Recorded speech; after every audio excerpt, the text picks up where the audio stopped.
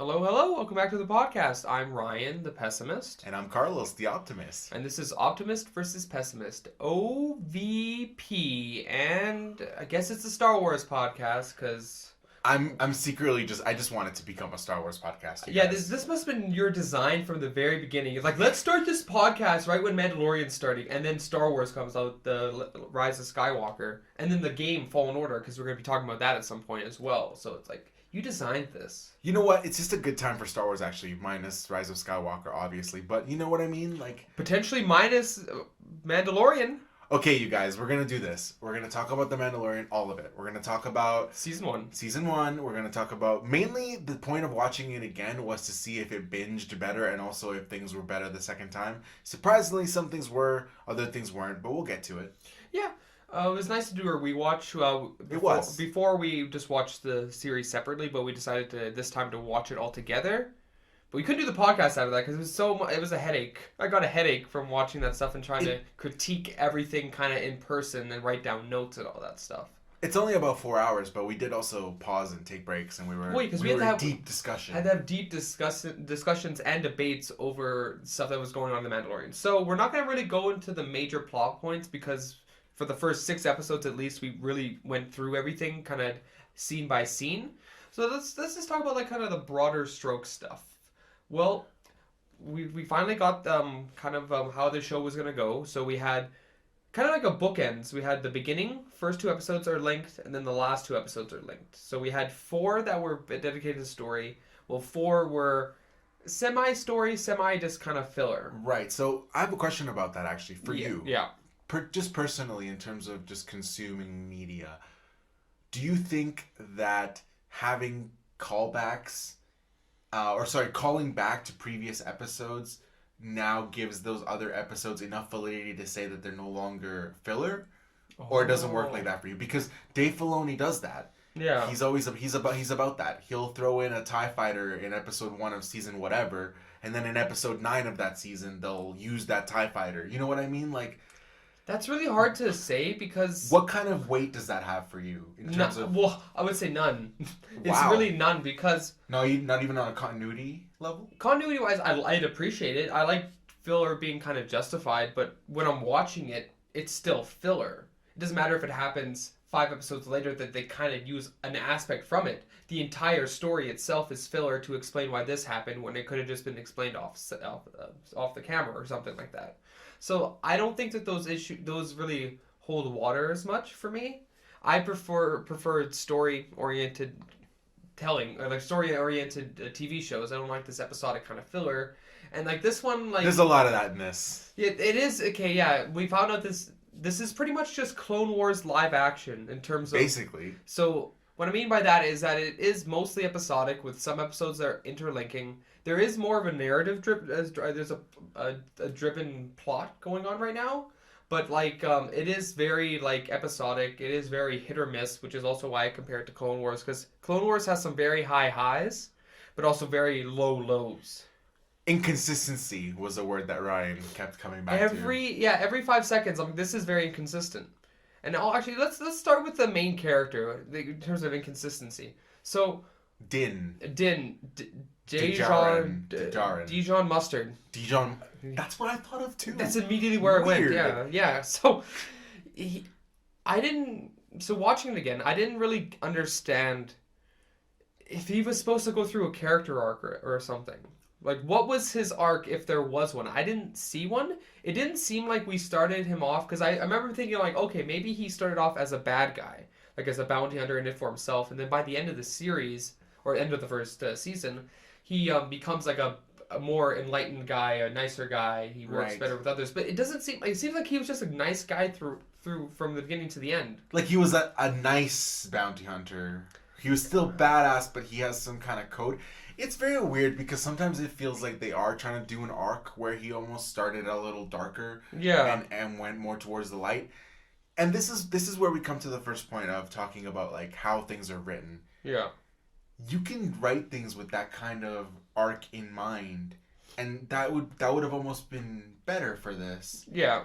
Especially because I was explaining to Ryan that in Star Wars there is a there's a principle, if you will. It's not necessarily 100% canon, but it's been tossed around where dark side objects, and this is canon, dark side objects can be infused with the dark side. Right. And people who are not like strong enough to control that power can get influenced by it. Mm-hmm. So a normal person that puts on like a big Sabayoth gross medallion, or like a Werner Herzog had in this, they're going to get corrupted and they're going to do evil things because of the medallion. And slowly it's going to take their mind. Okay. So it's like the One Ring from Lord of the Rings. Yeah. So dark side objects are basically the One Ring. Okay. And they vary in power depending on the object. But we've had similar light side things, but it's very rare in canon, and they don't really do the same for the light side. They talk about the light side being able to purge those objects. Right. But so my point being, like, there's a principle to how the Force works and affects people when you're around it, and around certain, especially like more powerful Force beings or objects. There's psychometry, which is both in Rise of Skywalker and Fallen Order. Mm-hmm. So I wish they would have done a little more with that, because the way it feels like some episodes we are trying to get him to have an arc, others were not. The only real constant is he hates droids because of the Clone Wars, and then he learns to accept IG-11 specifically. Specifically, or we don't know. The series, the season ends, so we don't really see that. We don't know. But like, okay, going back to inconsistency. So there's the whole like, is he good? Is he bad? Is he in the middle? For me, it seems like he's just purely good.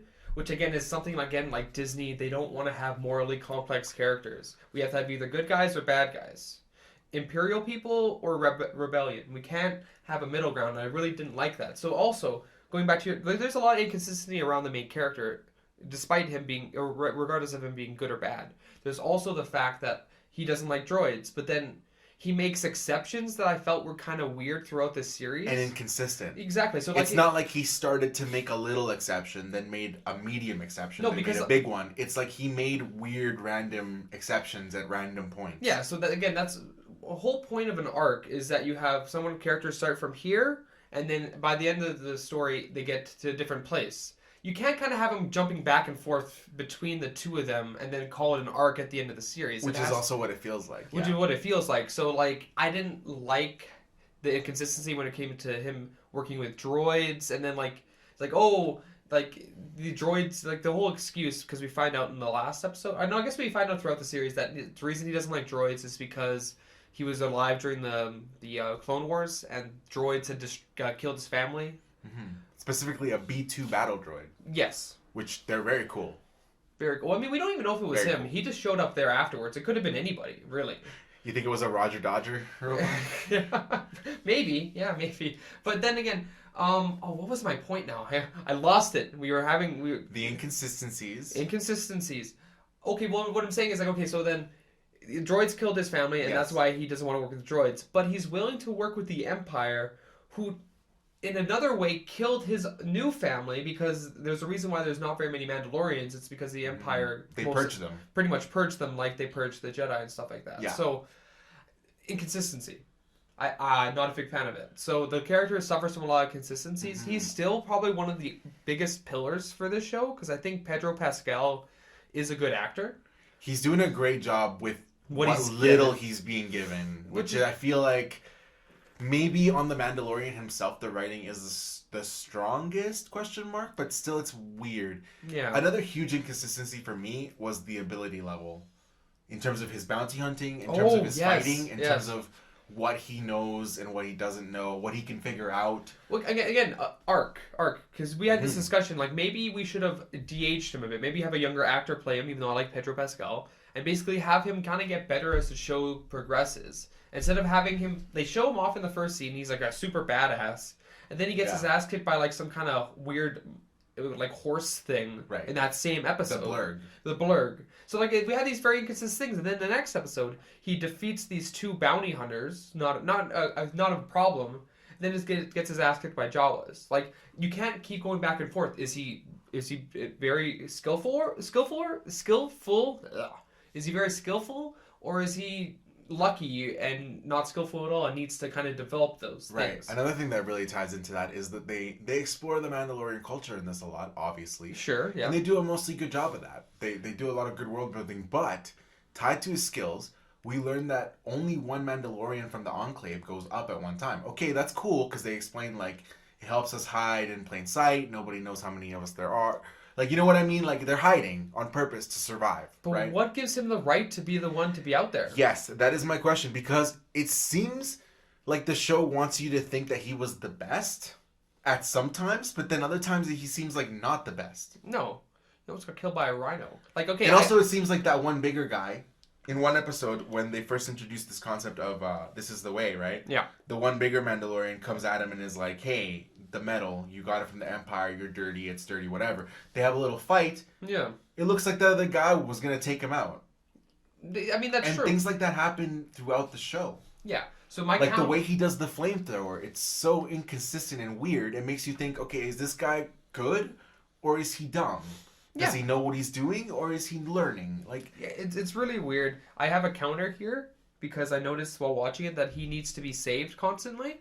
So in 8 episodes, he needed to be saved like last minute 4 times. So there was the Blurg, there was Baby Yoda with the Rhino, there was the bounty hunter who the newbie bounty hunter who stopped the woman from shooting him while he was down, and then the flamethrower guy, which is also by Baby Yoda. So that's 4 times our character had to be saved last minute. That's 50%. Again, we've had this discussion. If you want a character to show like some kind of struggle, like say for instance John Wick. Like John Wick, he wins battles, but it's a struggle for him. Yeah. Like he's visually hurt at the end of it. He's wrecked. Yeah. So like that's what they needed to do with the Mandalorian if they wanted to make him a badass. Have him be a badass, but like have his victories be very almost like Pyrrhic. You never heard of it? I don't know if you know the term. Pyrrhic is kind of like it's actually a term from an ancient Greek term. Nice. So yes, we're showing off today, ladies and gentlemen. Yes. Anyway, so classics minor. Anyway, a Pyrrhic victory is kind of when you win, but you almost do more damage to yourself than you did to the villain. Like you won, but at what cost? Like you lost everything. So something like that, where it's like they're almost like Pyrrhic victories, but they don't go that route. They just have him kind of get saved last minute here or there, and that might go to. This might go to the bigger problem with the series. Like, we'll get back to the Mandalorian stuff because I do want to talk about that because I do have a problem with it. But the biggest problem with the series, I think, is that Disney is too scared to attack to leave the wider audience bracket and go to like a more mature audience. It feels like they're holding themselves back from having more developed characters, more developed situations. So we're kind of stuck in this kind of middle limbo. It's obviously a business move. You know what I mean? Like, they obviously want to hit that bracket, like you're saying, that all ages, all audiences, global bracket. But when you're doing that, then you have to literally micromanage everything, and you can't take risks. And also, story is always going to be affected. Exactly, yeah. Because you're gonna suffer the story in order to fit it to what is the most mass appeal. If they're making these movies by committee in the sense that they go out, they take these censuses, like. They do surveys, you know what? They poll people, and their analytics is what's telling them, oh, people didn't like Last Jedi because it subverted too many expectations. They didn't like the choices. Okay, we need to make a super safe movie. We need to, you know what I mean? Like, okay, so people like Game of Thrones. Let's try to make a more serious toned underworld series. Okay, cool. But we still need it to be for kids. So somehow, yeah. Don't actually commit to the premise and the idea of what you're trying to capture. And it's ironic because ultimately they're shooting themselves in the foot because what they don't realize is that usually when you forgo that kind of stuff and you just make art for art's sake, or you're just not afraid to go there, right? Or you stick to your plan. If you say, I'm making a mature Game of Thrones style series, that's what they do. Yeah. Often it becomes so successful that it makes the money back anyways that it lost from not being a general audience. You know what I mean? Like, it eventually outreaches anyway because people want to see things that are good. Well, people want to... Also, I think people, especially with Star Wars, they want to see something different. Not Last Jedi different. Last Jedi was just subversion for subversion's sake. Like, they want to see something different that they haven't done to Star Wars. So having a Star Wars that maybe is 14A, maybe 18, Because like Deadpool's been doing well. Like Joker just passed it for best R-rated movie ever. So maybe even do something like a Joker, where you kind of have a deconstruction of what Star Wars is and what it should be. I don't want to see a lightsaber in a series of Star Wars. I don't want to I don't want to have to be in every single thing, because I can't think of one that doesn't have one. Even the series, because at the end, spoilers, he takes out the dark saber. So it's like we can't even leave that aspect of the story, because there is other things to Star Wars that they don't seem to understand. Same with Rogue One. It pretty much went the whole movie, and then right at the end, they had to slip it in there. Yeah, do they not? That's the whole problem. Is that they don't. They seem to be kind of blind to the fact that people want something different. They want something new. They don't want to keep seeing the same old things again. That's why, again, like the prequels, horrible movies. Horrible movies. Even like they're still bad movies compared to the new trilogy, but they did something different. They expanded the world, and visually they look different. It was so like if they were to show like an ATST like later on, it'd be like, oh, that's refreshing. But no, I'm so fatigued from seeing everything from the original trilogy in these new movies that it's just and all that stuff is executed so well too in the prequels when you come to the design of everything. Yeah. He talks about it a lot. We're going on a tangent here, but he talks about it, George Lucas, that is. He talks about it a lot in the Charlie Rose interview that he did. Like you say, right? Every movie, he tried to make it different. Different ships, different planets, different design aesthetics to... You know what I mean? It's different, but also you can kind of see the evolution of it. It's like, okay, I can see how they started this ship, and then by New Hope, they have these ships. So, like, okay... Whereas in, like, New Era, we just went with the tile set of original trilogy. Yeah. With no explanation. So in 30 years, and it's funny because we were just thinking about how much we've advanced just in 20 years from the turn of the millennium to now, technology-wise. You think a world like Star Wars, I mean, in 30 years, like, let's be real, we're looking at a different world. We should be. Yeah. But it's always been really inconsistent that way. Yeah. Okay, so now I'm going to tie it in this whole prequel tangent, because I think that not a lot of the problems, some of the same problems with the prequels are a problem with The Mandalorian. It's that the focus on background information, though good, it almost takes like the forefront to the actual story. And the story suffers. The story suffers because of that, because it's like, oh, all this Mandalorian stuff I'm getting is very interesting, is very good, but the story I'm getting around it is not very good. It's very simplistic. It's very, again, like we have very inconsistent, because we have story, episodic, story, and that's how we bookend it. And it doesn't work that well. Right, and also what happens there is it's like a vicious circle where even if you thought that the world building was really cool and good, because the story's weaker, now it's going to come back around and be like, oh, maybe this isn't as good as it could have been, or if it would have been executed in a better story, you would have been more excited about it. I will say, though, that the last two episodes did kind of start saving the show for me, because we didn't really get to review them, so we can kind of talk about them now. They are of the kind of I think we talked about the same quality as the first two episodes, maybe a little bit better. They're more action oriented, but they do take a long time, especially episode 7. Episode 7, from like beginning of episode to like them getting to the place, it took so long. I don't know why it felt so long to me. That might just be me, though. You know what I mean? Yeah, and also, it's good, but also, is it about the quality, or is it just because it's the end of the show and we're very excited where the story is? I feel like that's part of it, where they're about the same in terms of quality between the first two and the last two. The last two are slightly better, but that's not a quality thing. It's just because I now know the story. Yeah, or maybe it's a comparison thing, because like you have these 4 kind of whatever episodes, and then you kind of go back to the story, and by comparison, you're like, wow, this is good again.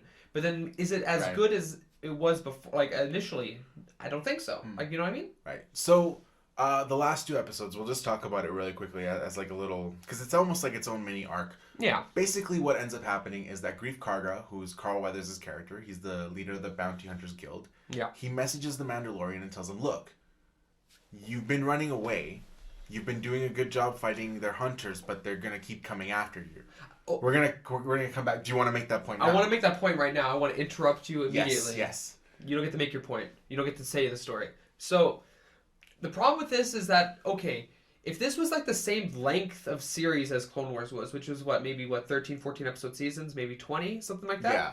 Then this kind of would make sense, where we'd have like the character being like, because the whole point is that in episode 2 he leaves the guild and then apparently these people are all tracking him, but there isn't enough time between episode 2 and episode 7 where it feels like, oh, I can see like he's on his end, like the end of his rope here. He needs to make a deal or else he's screwed. Because I'm like, he could just keep running forever. Like, there's also not enough bounty hunters that are actually actively coming after him. That's the problem. Like again, like you could have had very like I think I told you the Samurai Jack kind of episodes where like maybe each episode's a different bounty hunter and then they approach it very differently on how they're going to get to him.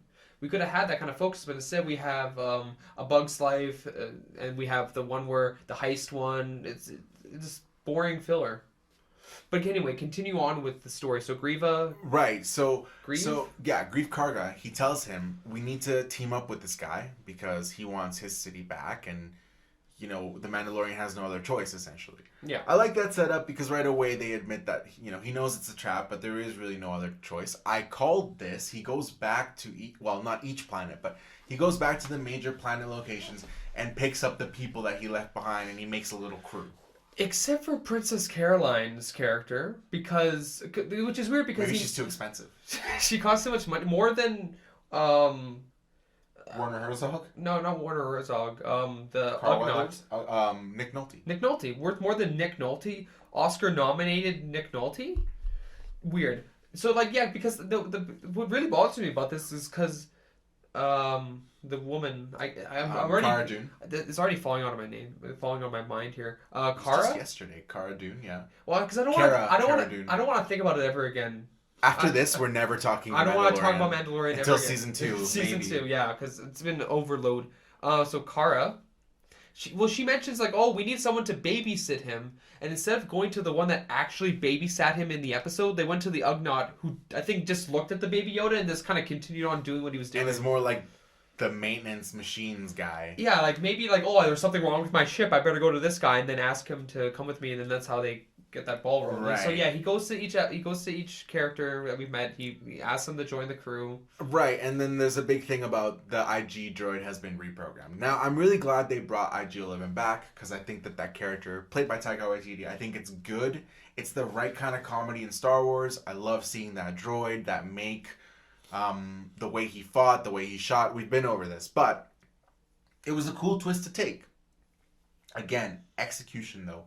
The whole thing is supposed to be that Nick Nolte Ugnaught reprogrammed IG-11, and now he is a nursing droid. He's like a caretaker droid instead of being a hunter droid, but our main character Mandalorian doesn't trust that because he doesn't trust droids, and he knows that IG units are killers.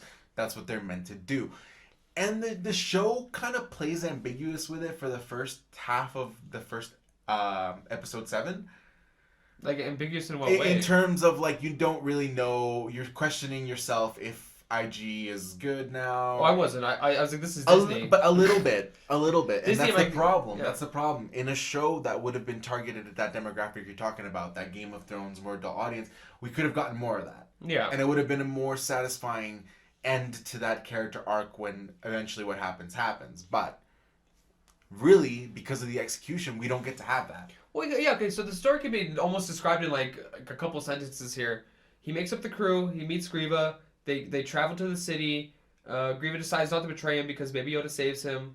They get to the city, They try to trick Werner Herzog with the stupidest... with the worst plan ever. Okay, let's just go with the pod and then no one's going to ask us to open it. Right. Like, what kind of ridiculous, silly... Oh, but before we go too far forward with that, right, we have to talk about that. Is this in episode 8, the Stormtrooper scene with the bikes? I think it is. Well, no, we're not even there yet. No, we're not there yet. So they make it to the city, right? After a weird night scene with a weird creature... That no one knew about? That didn't look very good, that no one knew about... The point is that they wanted to introduce, you said, force healing because... Because of it's in Rise of Skywalker. Weird call to make. Weird connection out of all the things you can make to the... It feels very corporate. And also we needed that scene because the whole idea, which everyone knew as soon as we saw Grieve, is that, oh, he's going to betray the Mandalorian. But then because he got saved by Baby Yoda, he decides not to do that. Yeah. To go with the original plan. Now this would also irritate me about this episode.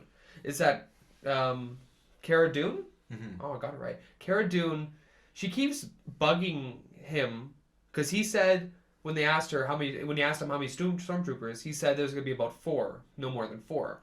And she keeps going back to him. He's like, 4 stormtroopers? Well, it irritated me because all he had to say was like, well, yeah, I said that when I was going to betray you. So obviously it's not going to be that anymore. But then she kept going back to it, and it irritated me. No heck. Also, they get there. Nazi guy gets a call before he's able to look at the thing. But we'll be quiet because it's so weird. That's weird because like he's like, oh, we want to look at it. They have the baby in this tram thing or pram, I think it's. But anyway, they have it in the bubble car, the Frieza car. Yeah. And you know they basically they take the baby away. They try to get him away, and now the pod is just like a shell, which is like the worst plan because the first thing that anyone would do is open it and look at it. Yeah. And then it's weird that Werner Herzog's character, who up to this point has been like written excellently and played excellently, it made him look really dumb when he like. Well, because that was a weird response where it's like oh no, the baby's sleeping, don't open it. He's like, well, be very quiet. No, why open should it. you? Why do you care? Like, they're lying. You know that. Yeah. Okay. So then he gets a phone call, and we introduce Moff Gideon, which is our boy, which I'm so mad about because. Why would Giancarlo Esposito. Why would we set up this one villain and then just be immediately replaced by the next villain? Were they not happy with his performance? It's very Snoke Palpatine. It was unnecessary. So unnecessary.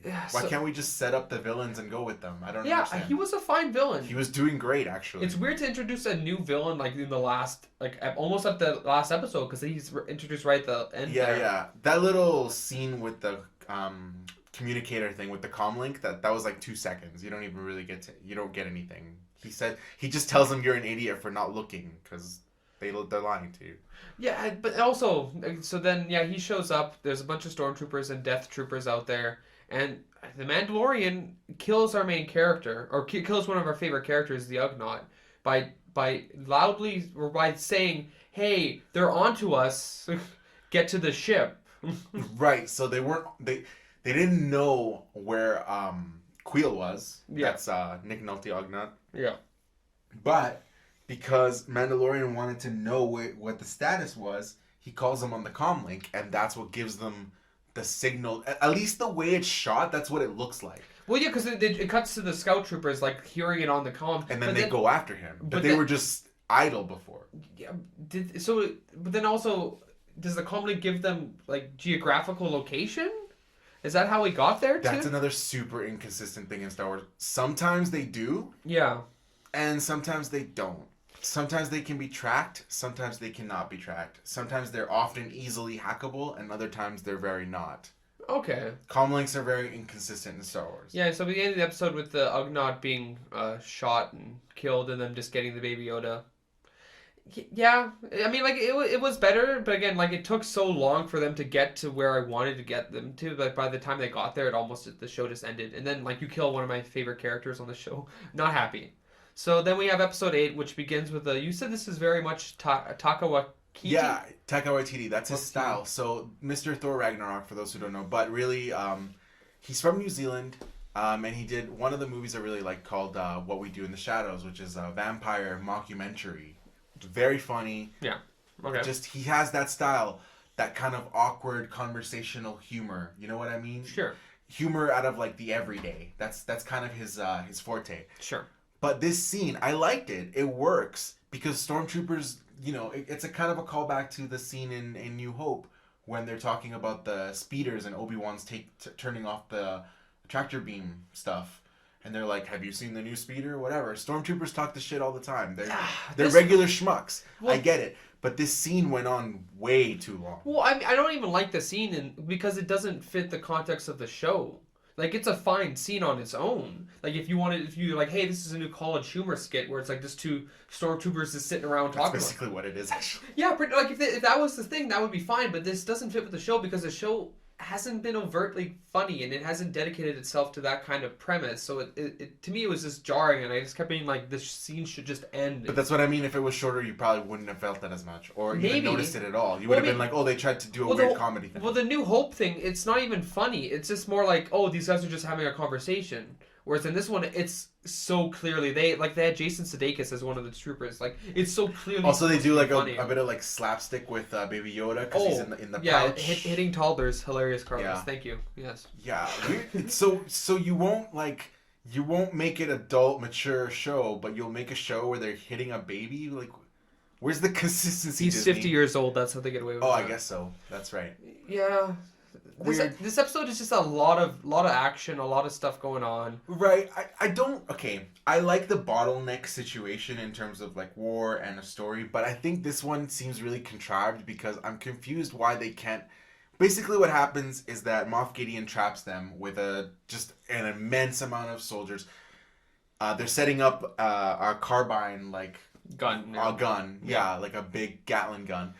And he calls them by name, which was a good scene. I like the scene. I like the way it's played.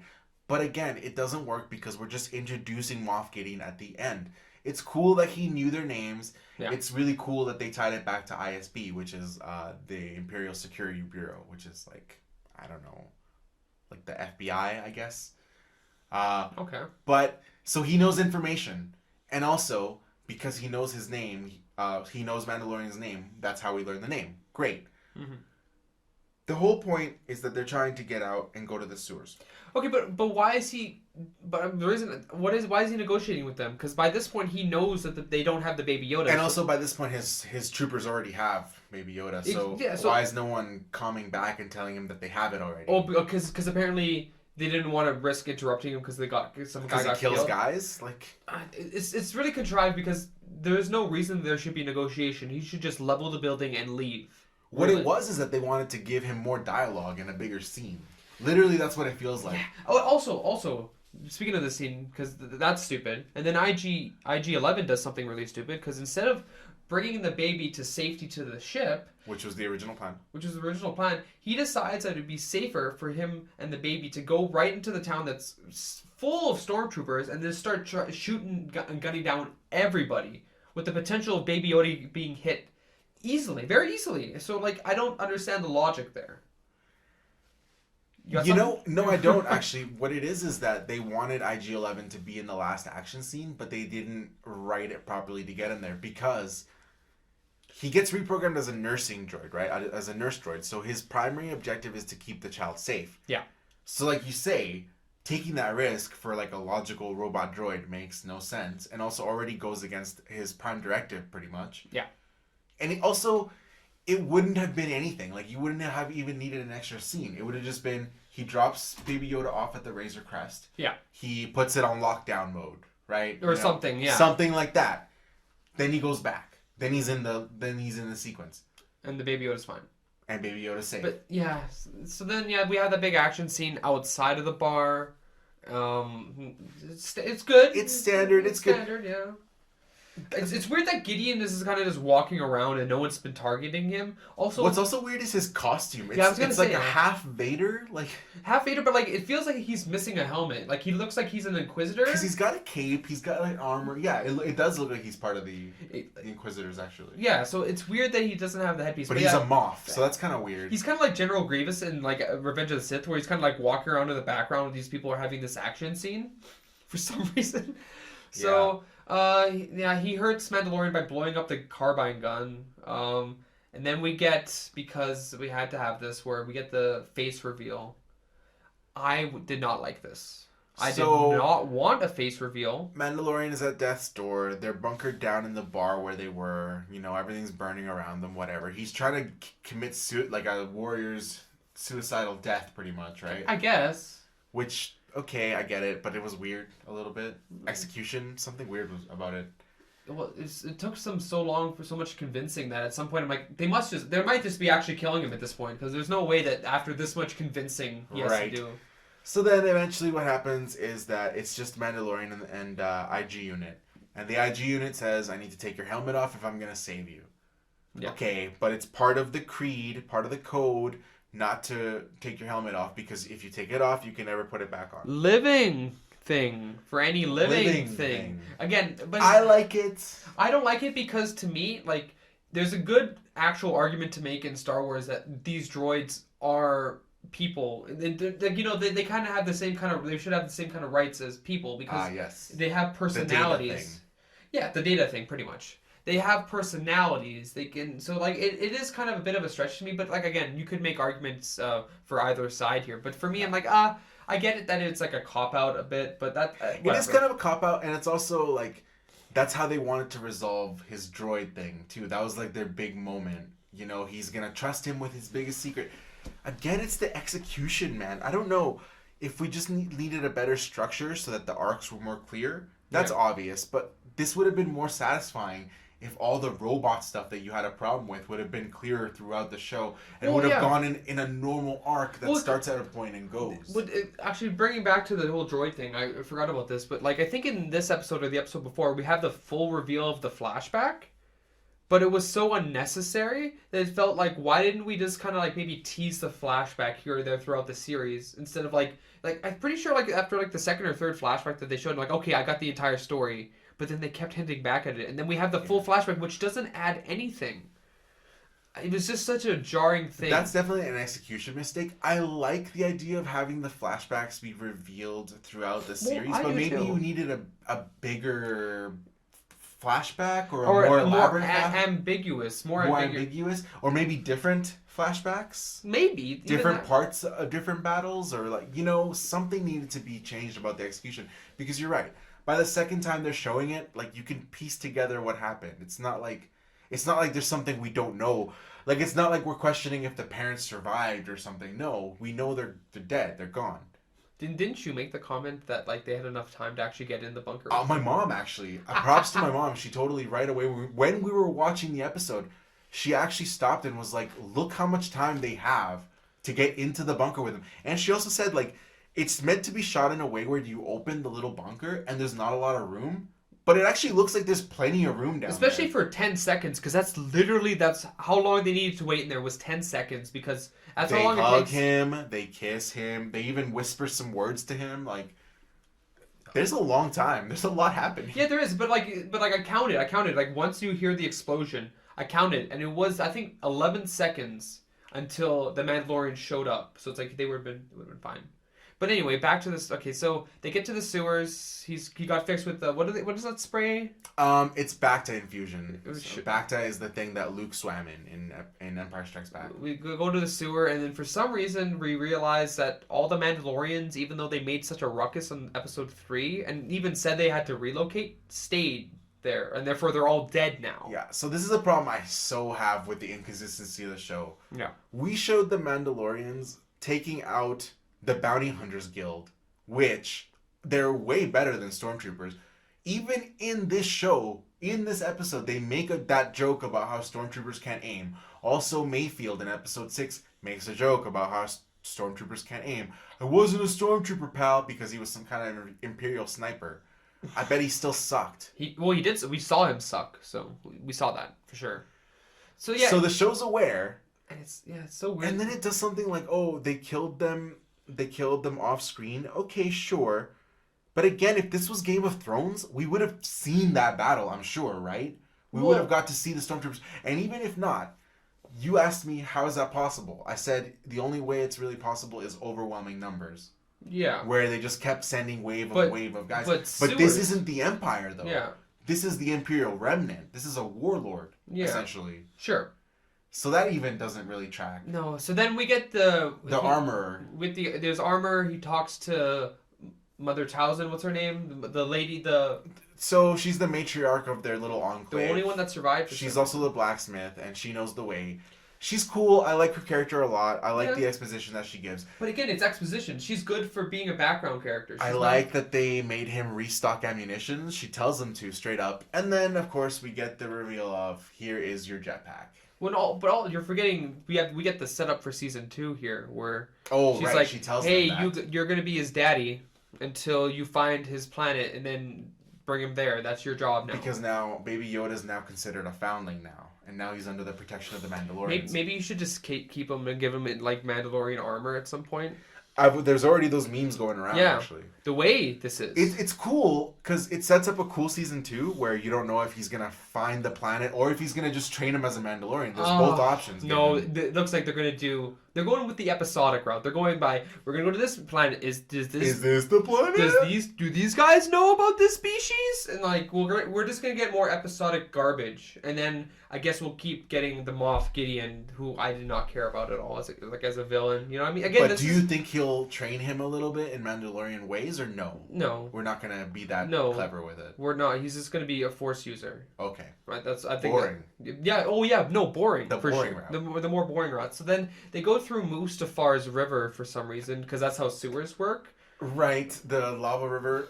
With the weirdest robot. because it's an R2 unit, but for some reason it has arms and legs and a body. Because it's a fairy droid, but even though you don't even need that. you don't need that. You can even just have not even like a protocol droid, but something that looks like a protocol droid there. Why is it an R2 unit? Stupid. Also, there's a weird dumb scene where they say, "Does anybody speak droid?" when IG-11 is like right there. What do you mean? There's also a dumb scene where they're trying to knock the boat into the lava river, and she shoots it, and that somehow works instead of like grown men pushing it. See, her answer is shoot everything. Whatever. So then IG-11 makes a calculation. He's like, "Yo, there's a bunch of guys at the end of this tunnel, so I gotta sacrifice myself." And then he Terminator 2's it. Yeah, pretty much. Yeah, that's a fair. And then Moff Gideon was in a TIE fighter. It's just TIE fighter for some reason. Okay, let's talk about this. This whole scene it's a cool concept with a bad execution. So what it is IG unit blows itself up. Cool callback to the first episode with the self-destruct thing. Yeah. Great. Now Gideon is coming towards them in his TIE. He obviously has the advantage.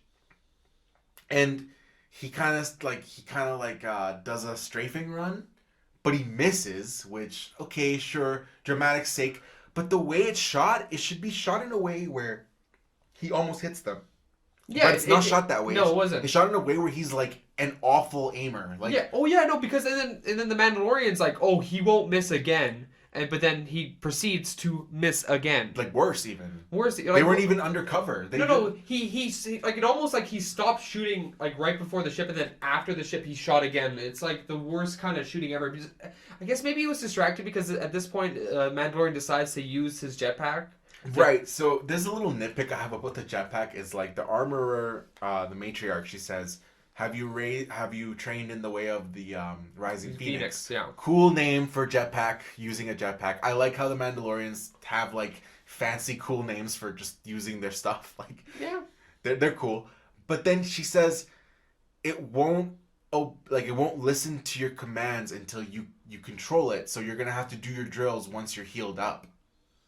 Is there like a scene missing, or did he just get better? And I guess he got better. I guess. But he didn't really need to do drills. He just did it. He just did it. I mean, at that point, he had to risk everything because I guess that was. But you know what? You know how that's weird. Like, you know what I mean? Where it's kind of jarring to have her say like, "You're gonna have to do drills before you master this," and then he just kind of does it. He's fine. Like, I agree. It is kind of odd. So this is just something as a kid that you learn. So I do like that whole sequence where he's flying and he puts the bombs on the wing of the TIE. That was fun. It's a cool way to use the jetpack. Yeah. Too little, too late, almost. Probably, and then undermines Gideon quite a bit already. I think that they all leave, right? And then like he tries to tries to get Kara to join the guild. Oh, I think she's gonna join. I don't care. They're talking. I hope I don't see them ever again. I really do. Even Carl Weathers? Well, yeah, kind of, because what he's not part of that world anymore, I don't think, because his whole goal now is to search for these plants. So that's what he's probably... And he basically told him too, like I'll be waiting for you when you want to come back to bounty hunting. So he's kind of out now. Like... Yeah. So then, and then we get the reveal that Mr. Gustavo Fring has the Darksaber. Yes. Which I don't think means anything now, really. He's not force sensitive. We don't know. It doesn't seem like it. It doesn't seem like it. So he's not force sensitive, and the Mandalorians don't seem to be respecting this Darksaber. Whoever has the Darksaber rules anymore. So basically, quick history about the Darksaber. The Darksaber was created by a Mandalorian by the name of Tar Vizsla, who was the first Mandalorian to ever be inducted, and the only Mandalorian to ever be inducted into the Jedi Order. Okay, cool. Then, the Jedi, when he died, they basically they kept the sword and they hid it in their temple because they're dicks. But the sword had become like the symbol of the leader of the Mandalorians. So like Okay. almost like Neptune's scepter or like whatever. You know what I mean? The king has that sword. Sure. The leader has that sword. Yeah. Then the Death Watch, Pre-Vizsla? Pre-Vizsla. Pre-Vizsla, yeah. I'm not sure if it was them or other Mandalorians. They eventually, the Mandalorians steal the Darksaber back from the Jedi. Yeah. And it ends up in the hands of Pre-Vizsla, who is the leader of Death Watch, which is Clone Wars. It's the Mandalorians in Clone Wars. The Mandalorians that are keeping to the warrior culture of it. Ish. He takes off his helmet all the time. Yeah, they take off their helmet all the time. They don't follow the way at all. It was cool. A cool reveal, the Darksaber. I will say it looks really cool in live action. Well, yeah, it looks nice. consistent to what it was in the animated. Sure.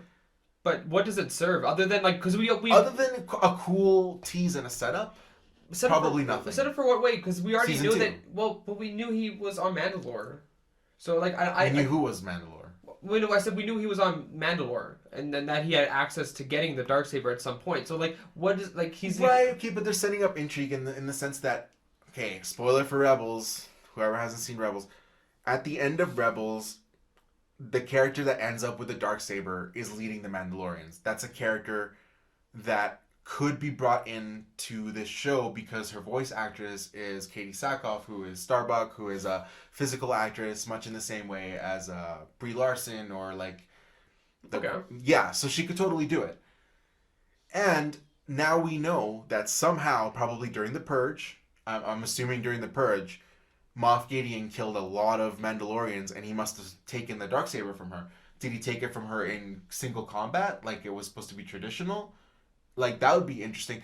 I am interested to get those answers. And I do want to see the Purge. The Mandalorian Purge is something they're teasing me with, and they better show it to me. Because they even call it, they have a Game of Thrones name for it. He like, says... Night of a Thousand Tears? Night of a Thousand Tears? Or something like that, yeah. Yeah, so they better show me that, right? Yeah, okay, so that's the show. We've talked about every single episode now. I hope you guys are happy. So, final thoughts on this entire show. We kind of talked broad strokes beginning. We talked about episode 7 and episode 8.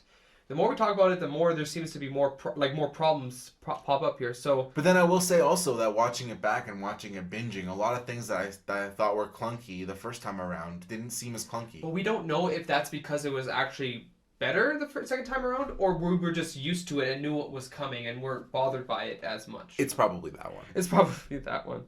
So, yeah, I think let's go back because we did a first impressions for the first 2 episodes at least, and we already did a couple other ones where we rated them.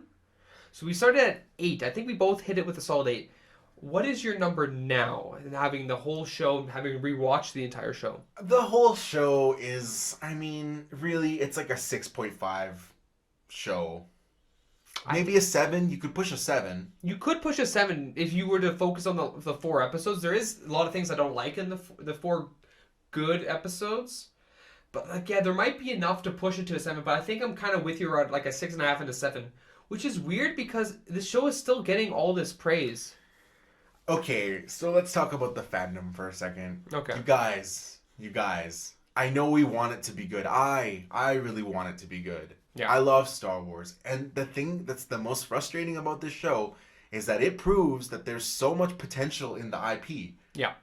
If you could just take a risk with it, if they weren't so afraid of being so safe and checking off the boxes and making the most money, we could get something that actually is different, expands the lore, is just a better piece of media in the sense that, like, it needs to come back to a weight again.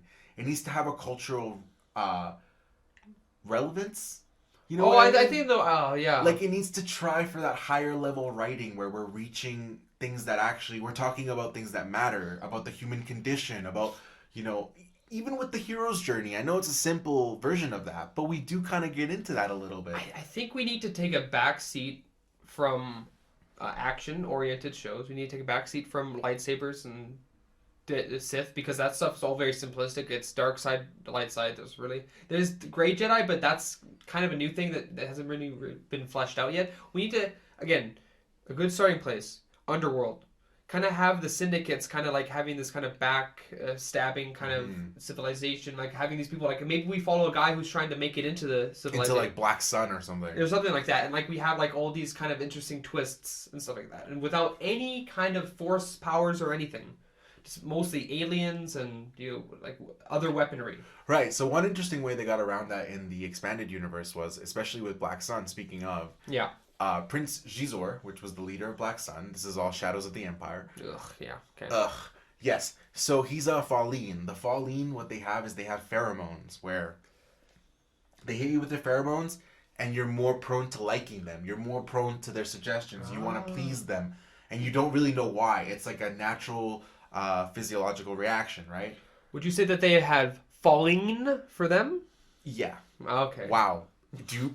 I hope that's not why. That could be. That could be it. Some guy just Gross. mispronounced falling once, and then that was fallen once. Anyway, so that's like a good way that we can get around the Force if they still want to have a more mystical aspect to Star Wars. Well, we don't need it though. I think we've proven at this point that we don't actually need the mystical force. There is other sides to explore for Star Wars. We can explore even like, hey, maybe there's an underground racing syndicate that we have to like deal with or something. Right. There's other things to do. So, just in closing, if the show had been more consistent, then we could talk about, that kind of Game of Thrones level kind of show, but it didn't hit that mark. Not even close. It wasn't even close, no. Maybe artistically it did, like set design wise and all the production stuff. And everything that doesn't matter, yes. Sure, yes. If you want to say that, yeah. Yes. All right, you guys, we're never going to talk about Mandalorian ever again. Don't even ask us about it, but if you do, I will answer you. So anyway, we're going to go back, we're going to go to something we haven't done in a while, which is what we are watching, because we have just been watching a bunch of Star Wars stuff, so we haven't had the time. Yes. So what did you see recently, Carlos? I recently got to finally complete this love and watch John Wick. Oh, were you the guy who wrote about the Falleen? Yeah, probably. So John Wick 3. Parabellum? War, yeah. Parabellum. Which is Latin for war. Thank you. That's what I took. Okay, so the John Wick trilogy now, I can say, is one of the best action trilogies we've had in the last 10 years, for sure. Would you say that the Planet of the Apes trilogy would that be considered an action trilogy?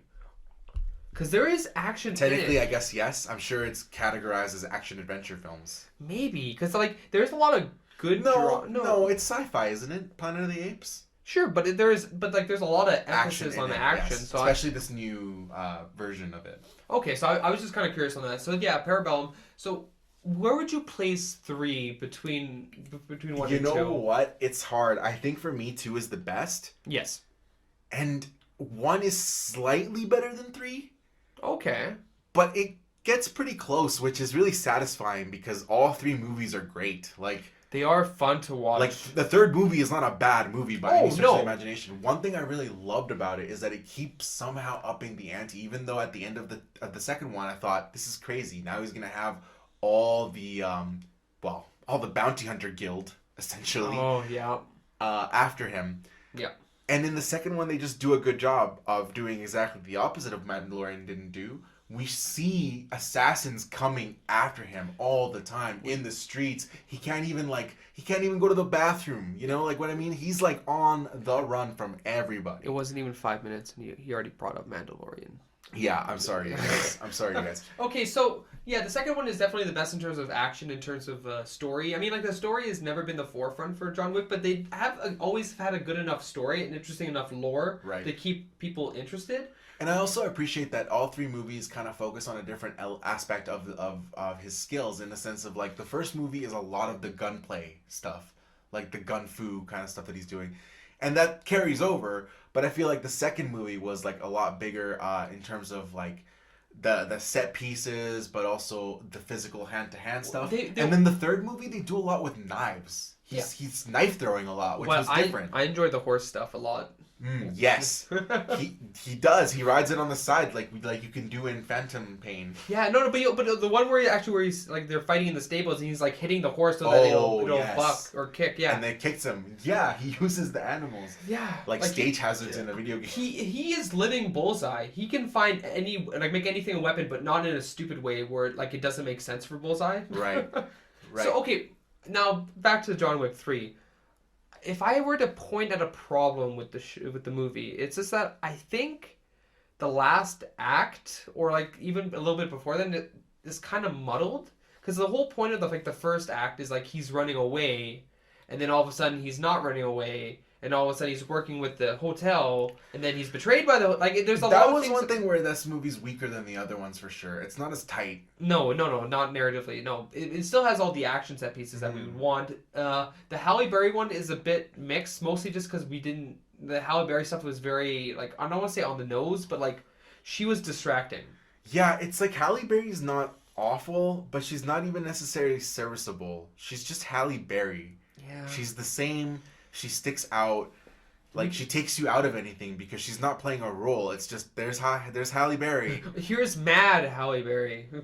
Oh, she's got dogs. The dogs were cool. Yeah, the dogs. That was an interesting thing to bring to And the again, series. like lore wise, it was cool to see him go back to that like Romanian thing. Yeah, I guess he was trained there. That's like his red room, right? That's what they're going for. Sure. Yeah, I think so. Unclear.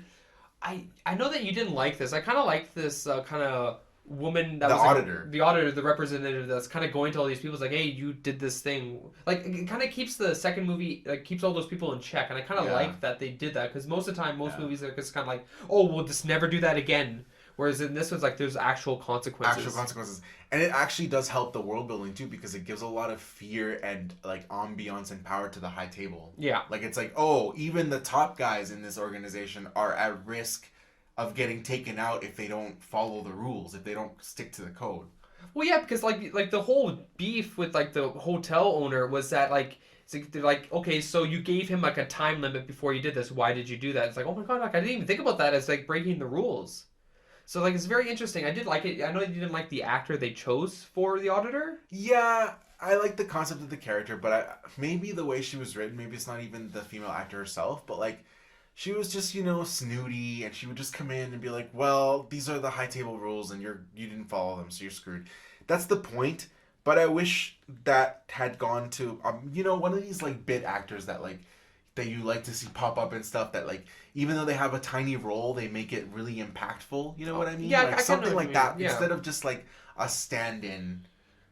Yeah. Plus, we never got to see her really, like, unleash, too. I was I thought she was gonna like fight or something. Yeah, I thought they were gonna lead to some kind of like her versus John Wick maybe kind of fight a little bit. That kind of disappointed me. I get that that's not the character though, so makes sense. But here's another thing I don't like about John Wick 3, and it's not really even about the movie itself. It's just that they didn't choose to end it. That's what makes me sad. This was my problem. This movie should have not been 4. It should have been just a trilogy. And what they're doing is that these movies are making money, so they want to keep it going. That's okay as long as the consistency stays. Like Lethal Weapon, for example. I like all the Lethal Weapon movies. They kept it going for a while. Sure, but the more movies you make, the harder it is it to keep up. dilutes the brand. Yeah, it's going to be hard to keep up that quality. And also, it's going to be hard to show us something new that he hasn't done now, because we've done guns, we've done knives, we've done fighting, we've done... animals. And also, and most importantly, my biggest nitpick of the movie is that, okay, guys, so is John Wick, like, is he like a Captain America guy? Or is he just supposed to be like a regular guy? Well, he's supposed to be like the regular guy, yeah. Okay, yeah, but like, he's already really messed up at the beginning of this movie from the second movie. Yeah. And then by the end of this movie, spoilers, he literally falls off the roof of the hotel, and he has a bullet wound too, doesn't he? Yeah, he gets shot, he falls off the roof. And the way it's shot, you're meant to think they almost planned him falling so he can hit the awnings, but it doesn't look like that. Well, it is such a weird scene because it does look like is he working with the hotel guy? I think they're still working together, like low key. But then he works with Lawrence Fishburne. He agrees to work with him to take them both down. So it's like it's just unclear. all confusing, muddled, like you said. Definitely, but again, it is still a fun ride. It's still again one of the best action franchises. And I still want to see 4, even though I think it's ludicrous that he would survive that. I like the tease of Lawrence Fishburne being like, "Hey, now they hurt me, they hurt you. We're mad." Did they take an arm or something? What did they do? They cut him 7 times. Oh, they just cut him 7 times. Oh, like his face, it looked like mostly was pretty cut. Oh, okay. I mean, like, all right, Larry. Sure. So yeah, good series, good movie. Yeah, so I'm gonna give John Wick Chapter 3. I'm gonna give it 8 out of 10. 8 out of 10? 8 out of 10. I don't think I would even give it 8 out of 10. I give John Wick 2 8 out of 10. I give probably this one 7.5. The first one, like almost like something in between 7 and 7.5. So 7.25 almost. Okay, perfect. Yeah, you know what, guys? I think that's gonna be it for the podcast. I didn't really watch or do anything of note, so Thank you so much for listening, you guys. Yeah, let us know in the comments. What do you think of The Mandalorian? Do you think it was a good experiment? Are you excited for the Obi-Wan series now? Are you excited for that dumb Cassian Andor's one? Which, who cares? too late. It's too late. But also, please be sure to follow me on Twitter at The Brown Nerd and on Instagram at Notorious2099. And you can follow the podcast on Ryan's YouTube channel at Glass Half Empty. All right, guys. See ya.